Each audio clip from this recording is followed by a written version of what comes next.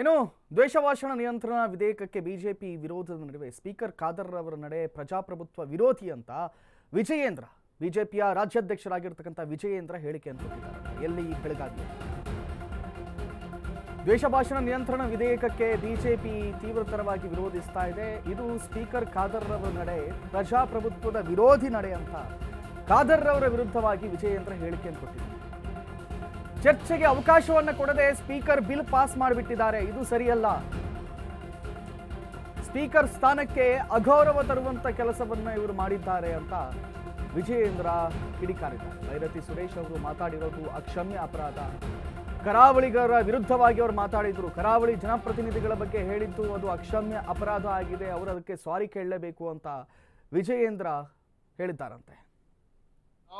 Speaker ಅವರ ನಡೆ ಇದು ಪ್ರಜಾಪ್ರಭುತ್ವ ವಿರೋಧಿ ನಡೆ. ಹೇಟ್ ಸ್ಪೀಚ್ ಬಿಲ್ ಬಗ್ಗೆ ಸಮಗ್ರವಾಗಿ ಚರ್ಚೆ ಮಾಡಬೇಕು. ಎಲ್ಲ ಸದಸ್ಯರು ಕೂಡ ಇದ್ರ ಬಗ್ಗೆ ಸದನದಲ್ಲಿ ಚರ್ಚೆ ಮಾಡಬೇಕು ಅಂತೇಳಿ ನಾವು ಕಾಯ್ತಾ ಇದ್ರೆ ಯಾವ್ದೋ ಒಂದು ನೆಪ ಹಿಡ್ಕೊಂಡಿತ್ತು, ಸ್ಪೀಕರ್ ಅವರೇ ಸಹಕಾರ ಕೊಟ್ಟಿತ್ತು, ಆ ಬಿಲ್ ಅನ್ನ ಚರ್ಚೆನೂ ಕೂಡ ಮಾಡದೇನೆ ಪಾಸ್ ಮಾಡಿಸ್ತಾರೆ ಅಂತ ಹೇಳಿದ್ರೆ ಎಲ್ಲ ಒಂದ್ ಕಡೆ ಸಭಾಧ್ಯಕ್ಷರು ಇವತ್ತು ಈ ಪ್ರಜಾಪ್ರಭುತ್ವ ವಿರೋಧಿ ನಡೆ ಅನ್ನೋದು ಅನುಸರಿಸ್ತಾ ಇದ್ದಾರೆ.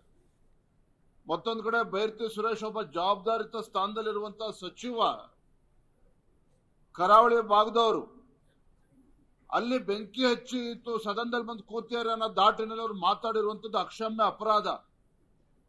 ಕರಾವಳಿ ಭಾಗದ ಮತದಾರರಿಗೆ ಅಪಮಾನ ಮಾಡಿರುವಂತವ್ರು ಭೈರತಿ ಸುರೇಶ್ ಅವರು. ಇವತ್ತು ನಮ್ಮ ಸದಸ್ಯರ ರಕ್ಷಣೆ ಬರಬೇಕಾಗಿದ್ದಂತ ಸಭಾಧ್ಯಕ್ಷರೇ ಇವತ್ತು ಸ್ಪೀಕರ್ ಅವರು ಇವತ್ತು ಅವರಿಗೆ ಧ್ವನಿಗೂಡಿಸ್ತಾರೆ ಅಂತ ಹೇಳಿದ್ರೆ ಇದು ಖಂಡಿತ ಇದು ಆ ಸ್ಥಾನಕ್ಕೂ ಕೂಡ ಅಗೌರವ ತರುವಂತ ಕೆಲಸ ಇವತ್ತು ಸ್ಪೀಕರ್ ಅವರು ಮಾಡಿರುವಂತದ್ದು. ಎಲ್ಲೋಗಿತ್ತು ನಿಮಗೆ? ಬೆಂಗಳೂರಿನ ವಿಧಾನಸೌಧದಲ್ಲಿ ಪಾಕಿಸ್ತಾನ್ ಜಿಂದಾಬಾದ್ ಅಂತ ಹೇಳಿದಾಗ ಎಲ್ಲೋಗಿತ್ತು ತಾಕತ್ತಿ ಸರ್ಕಾರಕ್ಕೆ?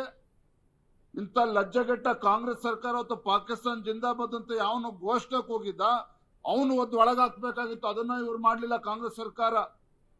ಇವತ್ತು ಹೇಟ್ ಸ್ಪೀಚ್ ಬಿಲ್ ಅಂತೇಳಿ ನೆಪ ಮಾಡಿಕೊಂಡು ಪ್ರಜಾಪ್ರಭುತ್ವದ ಕಗ್ಗೊಲೆ ಮಾಡೋಕೆ ಹೊರಟಿದ್ದಾರೆ. ಇದು ಅಕ್ಷಮ್ಯ ಅಪರಾಧ.